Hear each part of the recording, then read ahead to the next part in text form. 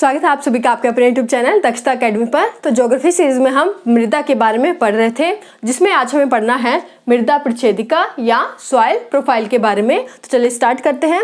तो सबसे पहले तो आप किसी भी सॉइल सरफेस को ले लिए, कोई स्थलीय भाग ले लीजिए। तो उस स्थलीय भाग का जो आप मृदा का देखते हैं, जो मृदा की ऊपरी परत देखते हैं, तो मान लीजिए ये आपकी पूरी कोई स्थलीय भाग है ना। तो ये आपका पूरा स्थलीय भाग है और इस स्थलीय भाग में जो ये आपकी क्या है, मृदा की ऊपरी परत है, ये आपकी ऊपरी परत है। लेकिन जब आप इस स्थलीय भाग का कोई एक निश्चित भाग ले लेते हैं, तो मान लीजिए आपने यहाँ से लेकर यहाँ तक आपने इतना जो भाग ले लिया है, यानी कि ये मृदा का जो यहाँ से लेकर यहाँ तक का आपने एक निश्चित भाग ले लिया और इस निश्चित भाग से लेकर आपका जो आधारभूत चट्टान, तो हमें पता है जो हमारा मृदा के नीचे जो मृदा की सतह है उसके सबसे नीचे क्या है, आपका चट्टानें होती हैं और इन आधारभूत चट्टानों से ही आपका मृदा का निर्माण होता है। तो वह सतह है, यानी कि वह सरफेस जो हमने डिसाइड किया है, यानी कि मृदा की ऊपरी सतह यहाँ से लेकर यहाँ तक। तो इस मृदा की ऊपरी सतह से लेकर आधारभूत चट्टान तक का जो हॉरिजॉन्टल जो हम काट लेंगे, यानी कि मान लीजिए हमने इस मृदा की ऊपरी सतह से वर्टिकल रूप में मृदा की जो सतह को आधारभूत चट्टान तक काट लिया है, तो वर्टिकली हमने काट लिया है। तो इस पूरी काट को, यानी कि मृदा की ऊपरी सतह से लेकर आधारभूत चट्टान तक की जो ऊर्ध्वाधर काट यानी कि वर्टिकल काट को हम क्या बोलते हैं, मृदा प्रच्छेदिका या सॉइल प्रोफाइल कहते हैं, जिसके बारे में आज हमें पढ़ना है कि इसकी जो विभिन्न परतें हैं तो उनकी क्या विशेषताएं हैं। जैसे कि ये अगर हम पूरी एक आपकी मृदा प्रच्छेदिका है जो कि विभिन्न क्षैतिज रूप में विभिन्न संस्तरों यानी कि विभिन्न जोन में बटी हुई है। जैसे कि ये आपकी ये क्षैतिज परत है जिसे क्या कहा गया है, ओ संस्तर या ओ जोन। इसके नीचे है ए संस्तर, बी संस्तर, सी संस्तर, जिन्हें कि इनकी भौतिक एवं रासायनिक विशेषताओं के आधार पर इन क्षैतिज परतों को अलग किया गया है, जो कि मृदा प्रच्छेदिका यानी कि सॉइल प्रोफाइल का एक भाग है। तो इसके बारे में हमें पढ़ना है कि इन जो विभिन्न क्षैतिज परतों की एक दूसरे से क्या भिन्न विशेषताएं हैं और क्या इनकी जो उपयोगिताएं हमें देखने को मिलती हैं। तो इसके बारे में हम पढ़ना है। और एक और चीज़ आपको बता दूं मैं, ये जो क्षैतिज रूप से डिवाइड की गई हैं जो सारी परतें, ये कोई मतलब हम ऐसा नहीं कह सकते कि हम प्रैक्टिकली हमने नीचे जाके देखा है, ये तो बिल्कुल भी पॉसिबल नहीं है। आप खुद सोचें, मृदा की परतों को ऐसे प्रैक्टिकली देखना कि ये जो मृदा की परत है ये ओ संस्तर की है, ये परत आपकी A1 संस्तर की है, ये B2 संस्तर की है। ऐसा बिल्कुल भी पॉसिबल नहीं है कि प्रैक्टिकली हम मृदा की सभी परतों को ऐसे देख सके। ये सिर्फ एक कल्पना मात्र है, यानी कि हमने कल्पना की गई है कि मृदा की ऊपरी परत में क्या विशेषताएं हो सकती है। यानी कि हम देखेंगे कि जो मृदा की ऊपरी परत है उसमें कार्बनिक पदार्थ अधिक होते हैं। क्यों?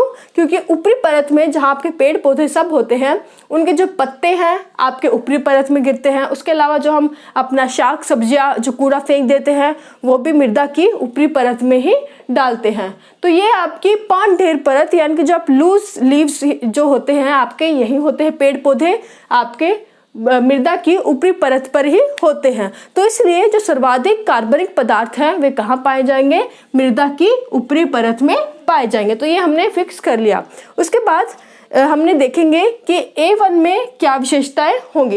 लेकिन मेरा कहने का सिर्फ यही आशय है कि ऐसा कोई फिक्स नहीं होता कि इस A1 में जो ये वाली विशेषताएं देखने को मिलेंगी, इससे भिन्न भी हो सकती है। तो हम केवल कल्पनाएं कर रहे हैं कि मृदा की जो विभिन्न परतें नीचे तक होती है उनमें एक दूसरे से क्या विभिन्नताएं हो सकती है, किस में उर्वरकता अधिक होगी, किस में ह्यूमस की मात्रा अधिक होगी, या फिर किसका जो रंग है वह गाढ़ा होगा या किसका हल्का होगा। तो उन सभी के वो सभी जो कल्पनाएं अभी हम मृदा प्रच्छेदिका में करेंगे। तो ये सिर्फ एक कल्पना मात्र है और कल्पना के माध्यम से ही आपको समझना होगा, प्रैक्टिकली रूप से इसे नहीं देखा जा सकता है।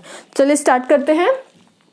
तो ये तो मैंने आपको बता दिया कि जो आपकी सबसे ज़्यादा जो कार्बनिक पदार्थ हैं वे कौन सी परत में होते हैं, आपकी मृदा की ऊपरी परत।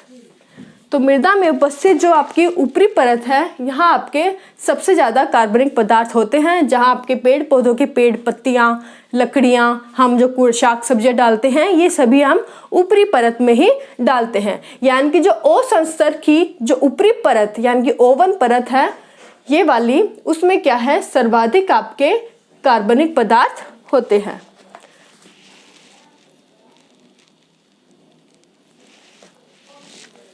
तो ये आपकी ओवन संस्तर है। इसमें क्या है, इसकी विशेषता क्या है, इस ऊपरी मृदा की ऊपरी परत में सर्वाधिक क्या होंगे,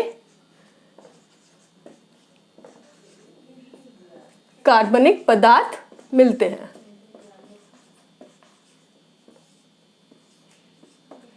जैसे कि आपके लूज लीव्स यानी कि पान ढेर परत, यानी कि जो पत्ते लकड़ियां, ये सभी आपको ऊपरी परत यानी कि ओवन संस्तर में, ओवन जोन में मिल जाएंगे। तो इसलिए हम कहते हैं कि सर्वाधिक जो कार्बनिक पदार्थ हैं मृदा की सबसे ऊपरी परत यानी कि ओ संस्तर की भी सबसे ऊपरी परत ओवन संस्तर में आपके पाए जाते हैं। लेकिन उसकी जो निचली परत है यानी कि O2 परत, इसकी क्या विशेषताएं होंगी। तो यहाँ पर हमने देखा ऊपर में तो सर्वाधिक कार्बनिक पदार्थ पाए जाएंगे। अब उन कार्बनिक पदार्थों का क्या होगा, सूक्ष्म जीवों के द्वारा क्या होगा, इनका विघटन होना शुरू हो जाएगा। तो आंशिक रूप से जो इन कार्बनिक पदार्थ का विघटन है कहाँ होगा, आपके O2 परत में होगा। तो इससे जो नीचे वाली परत है उसमें क्या होगा, सूक्ष्म जीवों के द्वारा इन कार्बनिक पदार्थ का आंशिक रूप से विघटन शुरू हो जाएगा। तो O2 परत में आंशिक रूप से कार्बनिक पदार्थ का विघटन होगा। क्लियर। तो ये आप समझ गए होंगे, सर्वाधिक कार्बनिक पदार्थ है आपके सबसे ऊपरी परत में। उसके बाद निचली परत में इन कार्बनिक पदार्थ का सूक्ष्म जीवों के साथ आंशिक रूप से विघटन शुरू हो जाता है। और जब इस परत में आपका कार्बनिक पदार्थ का आंशिक रूप से विघटन शुरू हो जाता है, तो पूर्ण रूप से जो इन कार्बनिक पदार्थ का विघटन कहाँ हो जाएगा, इससे निचली परत यानी कि जो आपकी A1 परत है, यहाँ तक आने तक, यानी कि इस जो मृदा की यह परत है आपकी ए संस्तर की, ए जोन की जो A1 परत है, इस यहाँ तक आपका जो है कार्बनिक पदार्थ का पूर्ण रूप से विघटन हो जाएगा। यानी कि कार्बनिक पदार्थ जो इस संस्तर में प्रवेश करेंगे, यहाँ तक आने में उन कार्बनिक पदार्थों का सूक्ष्म जीवों के द्वारा पूर्ण रूप से विघटन कर दिया जाएगा। और हमें पता है जब कार्बनिक पदार्थ का पूर्ण रूप से विघटन कर दिया जाए तो उसे हम क्या कहते हैं, ह्यूमस। तो ह्यूमस की विशेषताओं के बारे में हम पिछली वीडियो में पढ़ लिया है कि जिसमें हमने मृदा की गुणवत्ता पढ़ा था। तो आप वो वीडियो देख लेंगे अगर आपको ह्यूमस के बारे में क्लियर नहीं है। तो A1 संस्तर में क्या पाया जाएगा, यहाँ सर्वाधिक ह्यूमस पाया जाएगा। सर्वाधिक ह्यूमस क्यों, क्योंकि जो आपके जो कार्बनिक पदार्थ थे वे जब A1 संस्तर तक आएंगे तो यहाँ तक पहुँचते पहुँचते सूक्ष्म जीवों के द्वारा इन कार्बनिक पदार्थ का पूर्ण रूप से विघटित होकर ये ह्यूमस में परिवर्तित हो जाते हैं। और ह्यूमस की क्या विशेषताएं होती हैं, जिस मृदा में जितनी ज़्यादा ह्यूमस की मात्रा पाई जाती है वह मृदा आपकी उसकी उर्वरकता उतनी अधिक, यानी कि वह कृषि की दृष्टि से सर्वाधिक उपयोगी होती है। और साथ ही जो उसका रंग है वह भी गाढ़ा होता है। तो जो सर्वाधिक गाढ़ा रंग है वह किसका होगा, जिसमें सर्वाधिक ह्यूमस की मात्रा है। तो A1 परत की जो मृदा है उसकी विशेषता क्या होगी कि इसका जो रंग है वह सबसे है। इसकी विशेषता क्या है, क्योंकि इसमें ह्यूमस की मात्रा सर्वाधिक है तो इसका जो रंग है वह सबसे गहरा होगा। यानी कि इस परत की जो मृदा है इसका जो रंग सबसे गहरा रंग होगा। और साथ ही चूंकि इसमें सर्वाधिक ह्यूमस की मात्रा है तो इसलिए जो यह मृदा है आपकी कृषि की दृष्टि से भी सर्वाधिक उपयोगी मृदा होगी। तो ये जो विशेषताएं हम A1 की मृदा की देखते हैं जो कि सर्वाधिक जो है उपजाऊ मृदा है आपकी कृषि की दृष्टि से। तो ये था A1 मृदा के बारे में। अब हम उसके नीचे की परत के बारे में देखें, यानी कि A2 की विशेषता के बारे में देखें। तो इससे पहले आप एक टेक्निकल टर्म समझ लें जिसके बारे में थोड़ा सा हमने पिछली वीडियो में भी देखा है। तो ये आपकी कोई मृदा है, तो आपकी ये मृदा की जो ऊपरी सतह है। और वर्षा के दिनों में क्या होता है, वर्षा के दिनों में जब जल के साथ जो आपके ऊपरी मृदा की सतह के साथ जो जल के साथ जो पोषक तत्व यहाँ उपलब्ध होते हैं वे जल के साथ घुल कर क्या है आपके मृदा की निचली परत में आ जाते हैं। इसके बारे में हमने पिछली वीडियो में पढ़ा है। और इसको हम क्या कहते हैं, इस क्रिया को हम बोलते हैं निक्षालन या लीचिंग।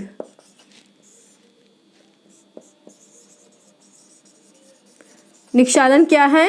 जब जल के साथ पोषक तत्व मृदा की ऊपरी परतों से जब जल के साथ पोषक तत्व घुलकर मृदा की ऊपरी परतों से नीचे की परतों में आ जाए तो उस प्रक्रिया को निक्षालन बोला जाता है। और इस प्रक्रिया के दौरान वह मृदा जहां से पोषक तत्व अपवाहित होकर नीचे की ओर गए हैं उस मृदा को बोला जाता है, उस ऊपरी मृदा को बोला जाता है अपवाहित मृदा। और वह मृदा का स्तर जहां आपके पोषक तत्व नीचे की परतों में आ गए हैं, यानी कि यह जो मृदा है यह आपकी कहलाती है विनिक्षेपित मृदा।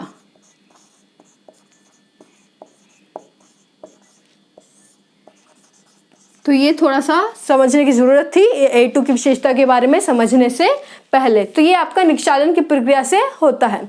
और अब यही चीज़ आपको यहाँ लागू करनी है, यानी कि वर्षा के दिनों में जब आपका जल आपके मृदा के परतों में यानी कि जब मृदा में समा जाता है तो उस दौरान क्या होता है, जब यह जल ऊपर की परतों से यानी कि A2 की जो स्तर है, A2 मृदा की जो स्तर है, इस स्तर तक जब आपका वर्षा का जल मिलता है तो इस जल के साथ जो आपके इस संस्तर में पोषक तत्व उपलब्ध होते हैं।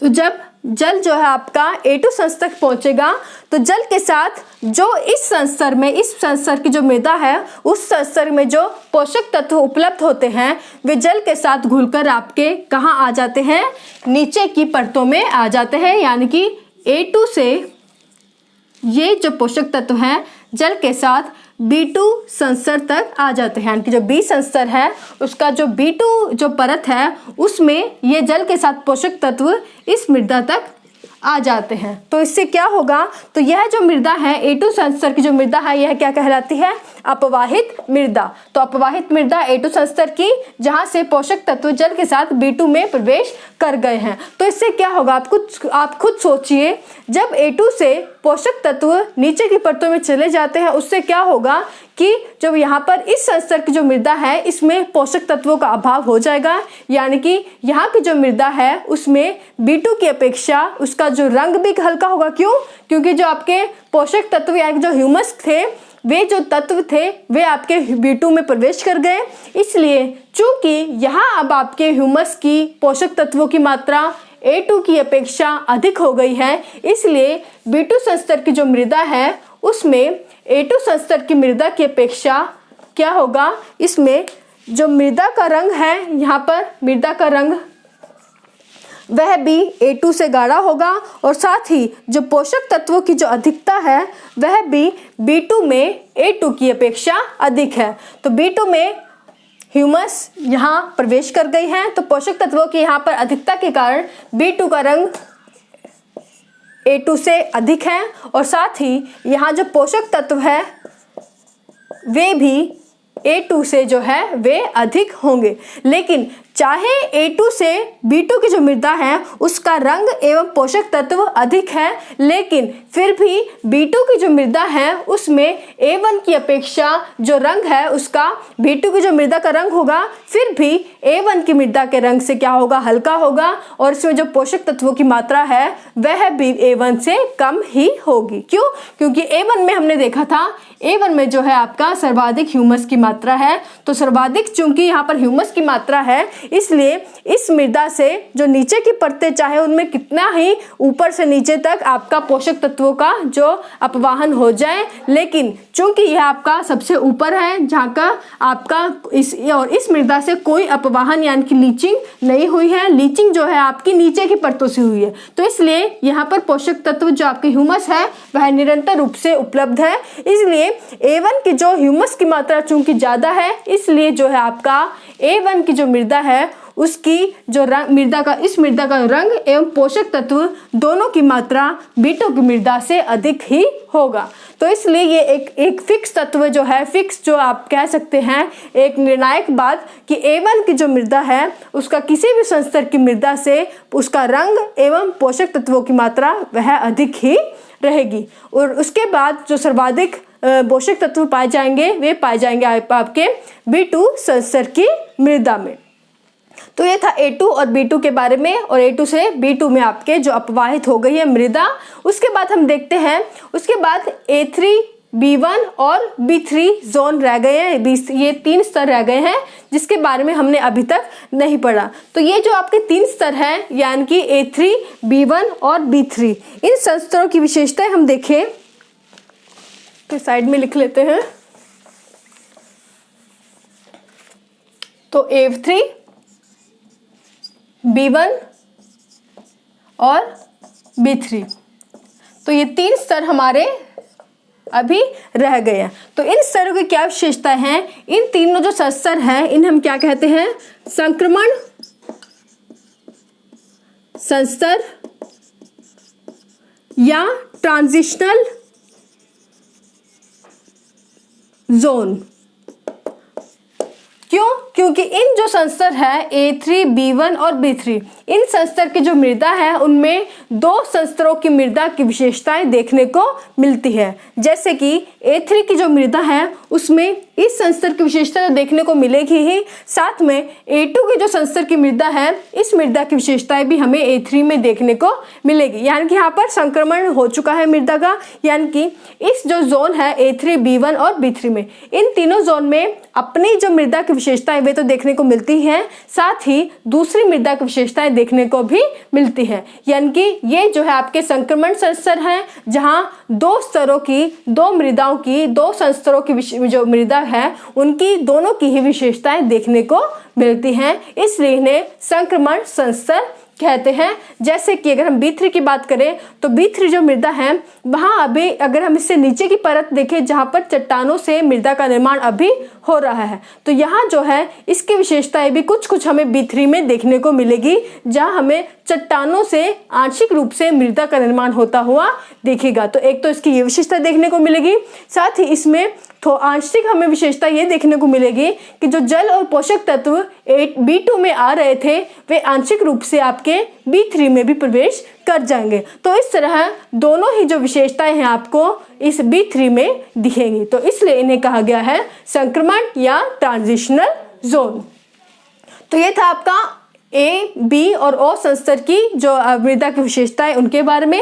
अब अगर हम C संस्तर की जो मृदा है इसके बारे में बात करें तो इस संस्तर में आप देखें तो जो आपकी नीचे सबसे होती है आधारभूत चट्टान, और इस आधारभूत चट्टान से जब मृदा का निर्माण शुरू हो जाता है यानी कि मृदा निर्माणकारी प्रक्रम जो कि चट्टान से होता है, तो उसे हम क्या कहते हैं? C संस्तर। यानी कि वह जो आपका क्षैतिज जोन है, क्षैतिज स्तर है जहां चट्टान से आपका मृदा का निर्माण शुरू हो जाता है, वह आपका C संस्तर कहलाता है। और इस प्रक्रिया को हम क्या बोलते हैं?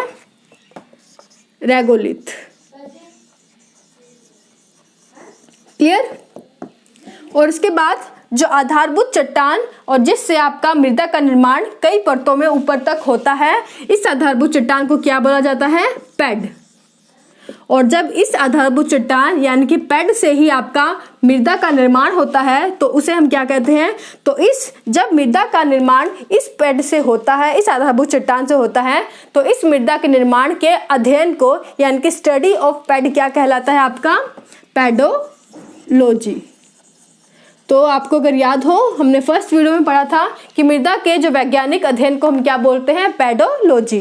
तो वह आप यहाँ से समझ लें कि पैडोलॉजी क्यों बोला गया है, क्योंकि जब आधारभूत चट्टान से मृदा का निर्माण विभिन्न परतों में होता है तो इस पूरे काल्पनिक अध्ययन को ही क्या बोला जाता है? पैडोलॉजी बोला जाता है। आपको एक बार और बता दूं कि ये हम प्रैक्टिकल रूप से नहीं देख सकते हैं कि कौन सी मृदा की कौन सी विशेषताएं हैं, यह केवल हम कल्पना करते हैं कि इस ऊपरी परत में चूंकि कार्बनिक पदार्थ ज़्यादा होते हैं, तो जब ये कार्बनिक पदार्थों का विघटन होगा तो ये सर्वाधिक आपके ह्यूमस यानी कि A1 में सर्वाधिक ह्यूमस की मात्रा देखने को मिलेगी। तो ये जो है आपका पूरा काल्पनिक रूप से हमने देखा है कि सॉइल प्रोफाइल या मृदा प्रच्छेदिका यानी कि एक पूरी मृदा की काट यानी कि मृदा की ऊपरी सतह से जो आधारभूत चट्टान की जो हमने एक वर्टिकल काट देखी है उसकी क्या विशेषताएं हैं विभिन्न लेवल पर, उसके बारे में आज हमने समझा है। इसके अलावा एक और चीज़ नोट कर लें कि यह कोई फिक्स नहीं है कि जो मृदा की जो ये परतें हैं निरंतर रूप से यही जारी रहती है, यानी कि ये जो C संस्तर है वह केवल यहाँ तक ही सीमित रहेगा, P संस्तर यहाँ तक ही सीमित रहेगा। ऐसा नहीं होता, समय के अनुसार C संस्तर जब यानी कि चट्टान से पूर्ण रूप से मृदा बन जाती है तो C संस्तर जो है आपका C संस्तर के रूप में प्रवेश कर जाता है और B संस्तर जो है आपका A संस्तर में प्रवेश कर जाता है, यानी कि B संस्तर की जो विशेषताएं हैं इस मृदा की विशेषताएं A संस्तर जैसी हमें देखने को मिलती है। तो समय के अनुसार ये जो संस्तर है इनका बदलाव होता रहता है, यानी कि जब चट्टानों से जब मृदा का निर्माण निरंतर रूप से जारी रहता है और इन संस्तरों का जो बदलाव है होता रहता है, तो इसी दौरान हम देखते हैं कि जो आपकी चूंकि आधारभूत चट्टान से निरंतर रूप से आपका समय के अनुसार मृदा का निर्माण हो रहा है, तो इसलिए हम देखते हैं कि समय के अनुसार जो आपकी मृदा की जो परत है वह भी मोटी होती जाती है। तो ये था पूरा आपका सॉइल प्रच्छेदिका यानी कि सॉइल प्रोफाइल के बारे में, जो कि पूरा एक कल्पना के बेसिस पर एक टॉपिक है और आशा करते हो आपने पूरा कल्पना के माध्यम से समझ लिया होगा कि कौन सी परत की कौन सी विशेषताएं होती हैं। तो आज के लिए बस इतना ही। Thank you so much.